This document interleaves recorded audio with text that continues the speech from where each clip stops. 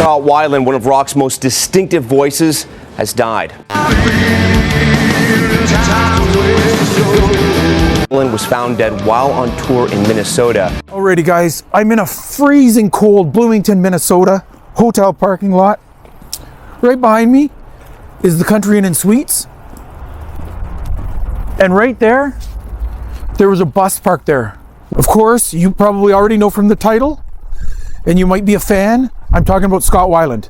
Absolutely amazing frontman, voted one of the top voices in rock and roll history. He died right here in a tour bus.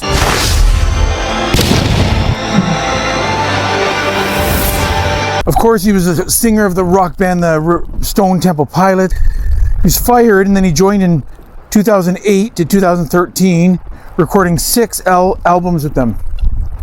But this right here is the spot where he died. This is where the tour bus was parked. And that's the Country Inn and Suites and the TGI Fridays. Right across from the Mall of America. It's right there. He was an amazing frontman. Clearly, he had struggles with substance abuse, alcohol, drugs for many years, and ended up forming Velvet Revolver. Now, I saw Velvet Revolver play, and it was incredible. I saw them in Detroit, and Scott Weiland came up. He had to be 10 feet from us because he ran right into the back of the crowd. It was pretty surreal to see that. Like I said, he had troubles with alcohol, substance abuse, and he had been arrested even, but he was in and out of rehab. Now, he formed Scott Weiland and the Wildabouts. Their date in Medina was canceled on December 3rd. They were supposed to play in Rochester, Minnesota on December 4th.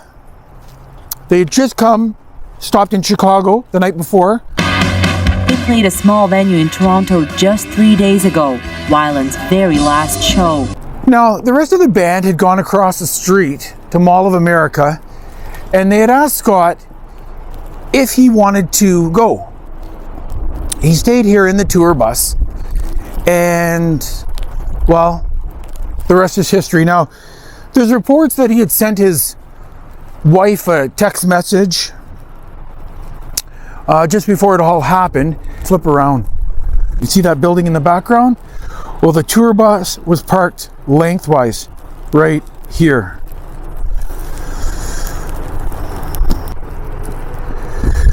Now, he revealed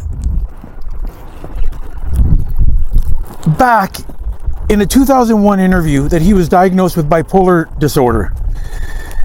And in a 2005 interview with Esquire, Weiland said that while performing in one of his first bands as a teenager, his drinking escalated and he began using cocaine for the first time, which he referred to as almost a sexual experience. In December 2007, Weiland was arrested and charged with DUI, his first arrest in over 4 years, since the October 27, 2003 arrest. February 7th, 2008, Weiland went into rehab again.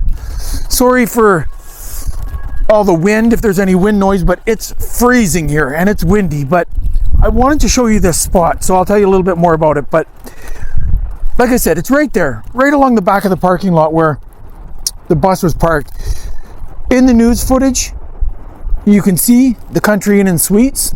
Their tour bus was parked outside the Country Inn and Suites in Bloomington. Weiland's wife wanted the tour manager to check on Weiland. The tour manager went in there to check on Weiland. When the tour manager couldn't wake up Weiland, he asked Joey Castillo, the drummer, for help. Joey was a lifelong friend of Weiland. He's the one who found him dead. I think he's dead. He's not moving. He's stiff, one of them said. The dispatcher tries to give them instructions on chest compressions, but they respond with, he's stiff. He's hard as a rock, like there's no breath. There's no nothing. Weiland was found dead at only 48 years old. Police went through Weiland's tour bus like crazy. The next day, they had searched everything. Found 2 clear bags with a white powdery substance in Scott Weiland's bedroom on the bus, and more under the mattress of a bunk bed of a bandmate. That powder tested positive for cocaine. The police report shows interviews with several band members revealed they believe Weiland had been drinking heavily while taking prescription drugs for bipolar. And it's freezing. Here in Bloomington, Minnesota, Scott Weiland, the absolutely amazing performer, so many struggles with bipolar disorder, drugs, alcohol, took his last breath in a tour bus right here.